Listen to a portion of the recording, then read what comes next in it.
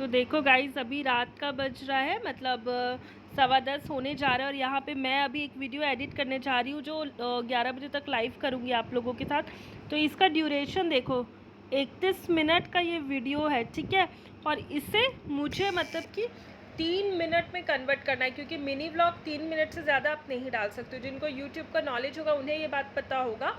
तो ये 31 मिनट का वीडियो को 3 मिनट में दिखाना कि मतलब मेरा डिनर स्टोरी क्या था, कैसे क्या, थोड़ा मुश्किल होता है। बट अगर आपको एडिटिंग करना आता है तब आप कर सकते हो।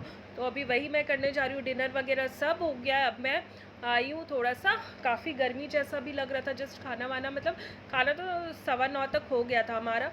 फिर थोड़ा देर टीवी वगैरह देखना सबके साथ बैठ के। अब मैं आ गई हूँ अपना एडिटिंग का काम करने, जो कि थोड़ी देर में ये वीडियो आप लोगों के साथ लाइव करूँगी। मतलब 31 मिनट का वीडियो समझ लो, 3 मिनट में सारा बात बताना। चलो फिर ये वीडियो जो अभी आएगा वो ज़रूर देखना। फ़िलहाल बाय बाय।